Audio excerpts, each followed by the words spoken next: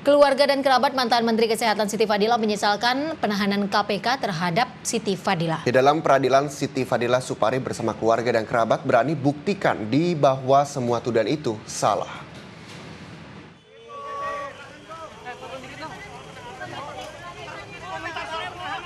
Menteri Kesehatan periode 2004-2009, Siti Fadila Supari, resmi ditahan Lembaga Anti Rasuah Komisi Pemberantasan Korupsi (KPK) pada Minggu kemarin.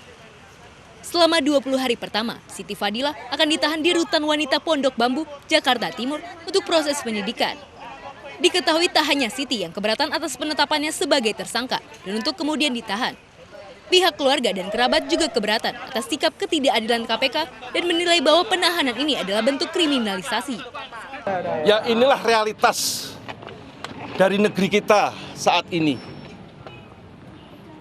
Hukum sebenarnya sangat objektif, rasional. Tapi begitu menjadi urusan politik, hukum menjadi subjektif dan irasional. Inilah buktinya. Apakah KPK sekarang juga kredibel untuk memprasangkakan seseorang dalam bidang korupsi, sementara dipimpin oleh seseorang yang indikasinya koruptor? Penahanan Siti Fadila Supari berkaitan dengan tindak pidana yang dilakukan terdakwa mantan Kepala Pusat Penanggulangan Krisis Departemen Kesehatan Rustam Syarifuddin Pakaya sebagai orang yang menerima Mandiri Traveler Check atau MTC senilai sekitar 1.375 miliar dalam proses pengadaan alat kesehatan. Saat ditemui di Rutan Wanita Pondok Bambu bersama keluarga dan kerabat, kuasa hukum Siti Fadila membantah adanya dakwaan dari Rustam Syarifuddin Pakaya yang menyatakan bahwa Siti Fadila menerima gratifikasi. Ia mengatakan Siti Fadila tidak mengetahui warna dan bentuk dari MTC, apalagi menerimanya. Pemikiran kita, kalau KPK sudah terbiasa, kalau menetapkan tersangka pasti akan ditahan. Kemungkinan mungkin pemeriksaan 2 atau 3 ibu baru akan ditahan. Tapi pas pada saat kita mau akan pulang, tahu-tahu datanglah surat untuk melakukan penahanan. Kami protes karena berkenaan juga dengan mana alat buktinya, meskipun sudah diuji dalam pra-peradilan, namun hakim pra-peradilan itu kan tidak mempertimbangkan sprindik yang 2014. Begitu pula dengan saksi-saksi yang diperiksa kembali oleh KPK. Apakah memang itu memenuhi kebutuhan yang KPK untuk penuhi dalam pasal tuduhan dari KPH 12 huruf B itu memang sudah memenuhi atau tidak? Pemikiran kita itu belum saksi-saksi tersebut, apalagi Ibu Siti Fadila tidak pernah menerima MTC atau tahu bentuknya bagaimana MTC, warnanya MTC itu tidak pernah.